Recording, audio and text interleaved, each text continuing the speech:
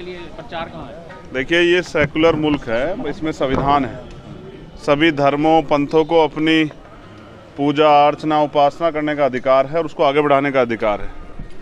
एक मुल्क पहले से जो है धार्मिक हुआ था पाकिस्तान के रूप में, उसका हमने इतिहास देख लिया कि उनको कितनी कीमत चुकानी पड़ी। हम अपने देश को ताकतवर देखना चाहते हैं और जिसकी पहचान है वो बनी रहनी चाहिए।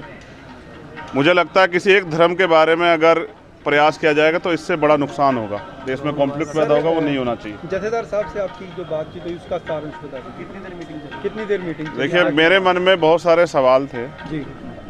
एक बड़ा सवाल ये था कि बाबा साहब अम्बेडकर ने ये सिक्खी क्यों एक्सेप्ट नहीं की। ये जो सवाल है आज, इसका जो सवाल का जो जवाब है वो भी मुझे यहाँ से मिला थोड़ा इस तरफ इस किताब के रूप में।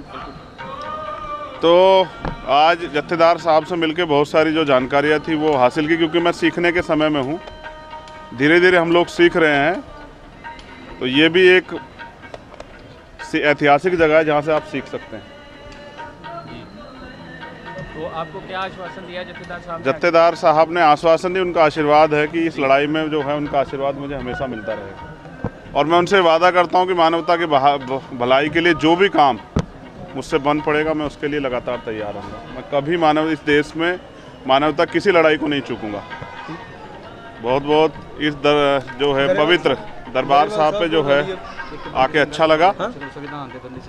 अच्छा, एक पंजाब के साथ एक बड़ा क्राइसिस चलता आ रहा है कि हमारे जो सिख कैदी हैं उन्हें 30-30, 35-35 साल से जेलों में बंद रखा गया। संविधान की भावना के उल्ट काम चल रहा है, चाहे उसमें कांग्रेस थी चाहे बीजेपी है, सभी एक ही समान काम कर रहे हैं। इसके बारे में आप क्या कहेंगे? देखिए, देश में संविधान है, इस देश में आईपीसी है, सीआरपीसी है।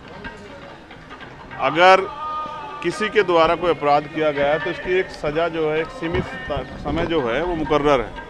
कहीं 7 साल की सज़ा, कहीं 10 साल की सज़ा है, किन्हीं उसमें 20 साल की, कहीं आजीवन है। लेकिन जिनकी सज़ाएं पूरी हो गई उनको राजनीतिक एजेंडे सेट करने के लिए जेल में नहीं रखना चाहिए। मेरी पिछली सरकारों से तो अब उनकी तो है ही नहीं, जिनकी है उनसे अपील है कि वो मानवता का भी ध्यान रखें, जानबूझ के अपने राजनीतिक षड्यंत्र को कामयाब करने के लिए किसी को बंद ना रखे। ये मानवता का जो सारांश है, मानवता का जो किस्सा है, उसके साथ भी अपराध है। ठीक है। तो सरकार से हमारी मांग है कि जो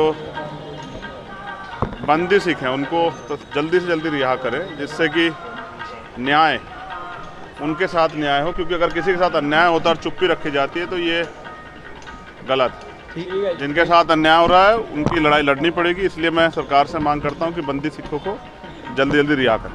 गरेवाल साहब, तुसी दसो कि जो है आगे बढ़े और देश की तरक्की में योगदान करें। वाहेगुरु जी का खालसा, वाहेगुरु जी की